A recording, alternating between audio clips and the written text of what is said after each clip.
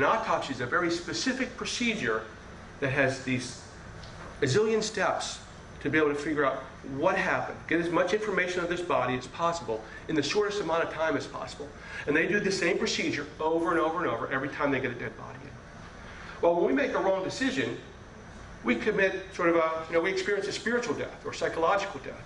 But we usually don't have a very good process to be able to do an autopsy, to figure out what the heck happened there. How can I learn from that so hopefully I don't make the same mistake over and over? Right? That's what we're trying to teach the people we work with. And you're making the same mistake over, you're on this hamster wheel. Right? We want to try to help them figure out, well, how do we analyze that? How do we take a look at that? How do we do an autopsy on that death there so we can figure out, let's learn something so we can apply it to be able to do something different in the future. As you see here, wow. As you see here, there's these 6 steps. This is the elements in every single decision that we make. Every single decision has these 6 components in it. Every single decision you make, this is the order that they happen in. Might not seem like it, but this is the order they happen in every single time. Whether it's getting cut off, by somebody on the street, and I felt angry, and I gave them the finger. Well, maybe in the olden days I did, but not now. There's this thinking step here, here, and here. Our mind works so fast, a lot of times we don't recognize that there's thinking steps in there. All we recognize was, I was angry. Well, when we step back a second, we're like, oh yeah, well, somebody cut me off. That's why I was angry. But somebody cut me off, and I felt threatened. I viewed that as a threat to my safety, to my harm. Somebody was trying to put their agenda over mine. Somebody was intimidating me. Somebody was endangering me. Somebody was being hostile towards me. There was a perception of that event that led to that emotion. Then I assessed, well, what are my options? I could ram into him. I could give him the finger. I could say a prayer for him. I could avoid him because, boy, he's definitely having a bad day, and I don't want to be anywhere near that guy as he continues to drive along. We have a bunch of options that are potentially there for us, and we can look at the pros and cons of those options, and then we have a response. But so many times a lot of times just realize what our response was. Say, oh man, why did I do that? That was stupid. Then we say, well, I did it because I was angry, or I was sad, or I was lonely, or I felt rejected. And then we look back, well, no, I felt rejected because of the stimuli, but there's these thinking steps that are so important. And as we see, most people don't think very much. We're more of a reaction society, not a think society. Okay? God gave us this powerful mind to think, and sometimes I think it's a curse that it's so powerful because since it works so fast and works so quickly, we don't understand how to harness it as much as possible. The Bible talks about taking every thought captive. And there's DBT, there's a lot about mindfulness, right? And a lot of literature out lately, the last 5 years, about mindfulness, about slowing the thoughts down to be able to understand what the heck is really going on inside. Because that's what's determining what our responses are, what's going on inside. So it's all these elements in this sequence. It requires thought, requires intention. And S.P.E.A.R.S, going through this, and again, this is the formula I came up, not to say that this is the formula and the formula that everybody has to use, but you have to have some kind of strategy that you can use regularly, that you can become good at, to be able to process those 5,000 to 10,000 decisions a day. And like any skill, if you don't practice, you don't get good at it, right? And if you practice it, you get good at it. I've had 15-year-old boys, delinquents on adolescent unit, within 2 or 3 weeks. I mean, S.P.E.A.R.S is pretty cool to them. They like that term S.P.E.A.R.S, But they're able to remember it pretty quickly and be able to start to apply it in their life pretty quickly. Just with practice, practice, practice. All right, so we're going to go through these 6 elements. Stimuli. Stimuli is anything that acts on or mobilizes your coping mechanisms. Okay? So that's a stimuli. So we're all faced with a bunch of different stimuli every day, whether it's it's getting hot in here and I'm getting sweaty, whether I'm hungry, whether somebody asks me something, whether my wife says, hey, the screen door is broke, whether my daughter says I love you, whether somebody pushes me from behind while I'm in line at a movie theater. There's all kinds of different stimuli that evoke our coping mechanisms. Stimuli are really neutral. I'm not saying they're morally neutral, but they're really neutral events. Okay? And depending on what your viewpoint is, you can view it one way or the other. So an easy example is, if we're at a football game and there's a touchdown scored at the end of the game to win the game, if I'm rooting for the team that lost, I'm going to be sad. If the gentleman here is rooting for the team that won, he's going to be happy. Okay? We both saw the same exact event. We both witnessed the same exact stimuli, but based on our perception, I had a sad emotion, he had a happy emotion.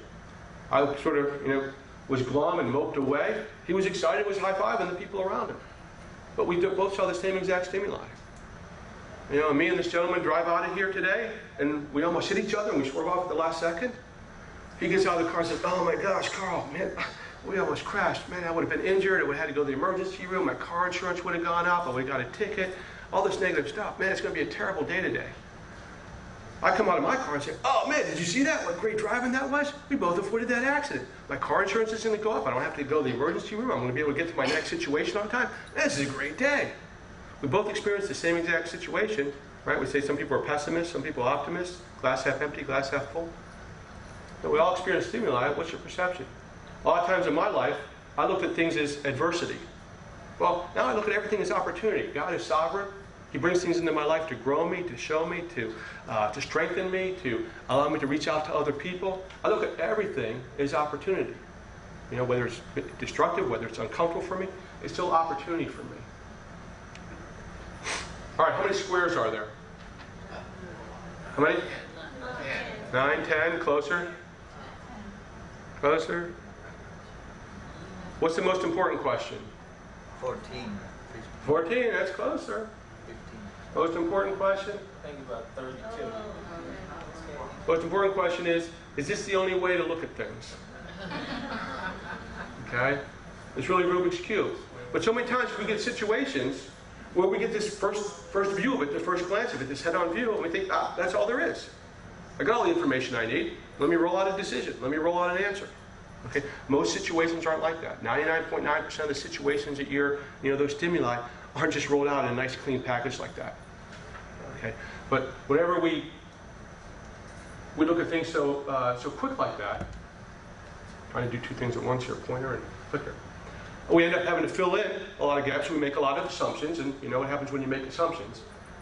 End up jumping to a lot of conclusions, a lot of knee-jerk reactions and decisions are made. What word do you see there? Evil? Good? Good and evil. Do good and evil exist at the same time, in the same space? Oh my gosh, people see the good, the black letters, right? Then people see evil, the white letters, right? Some people see one thing, some people see another, looking at the same exact thing, right? Perception is what drives this whole thing, right?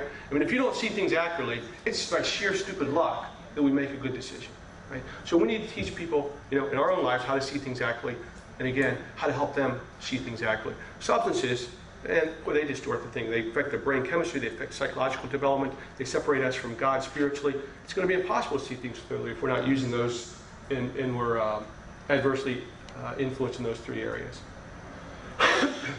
So perception, this is what really drives the decision-making process, perception. This is the key element. Like we talked about, unfortunately, a lot of our thinking is subconscious, right? So we got a lot of this stuff going on in the back burner. Stuff from our family of origin, some of our past, some of our history. In our workshop that we do, it's 10 hours of DVD. 2 of those hours is going back and having people work on their family of origin. I mean, we didn't get these lenses that we have now out of a vacuum, right? They were formed some way along the line.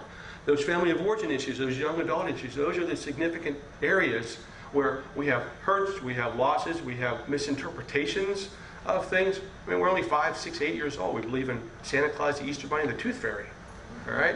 So how are we going to interpret things very accurately, and store them away accurately when those are the kind of lenses that we have? That's the kind of gullibility, that's the kind of immaturity that we have. So we have so many of those subconscious distortions that are rolling through our head when it comes time to make a decision. That's where that mindfulness comes into play, to really slow it down. Well, what really is going on in my head? Whenever that boss said, "I don't like that proposal that I worked all night on." Well, what's going on in the back of my head there?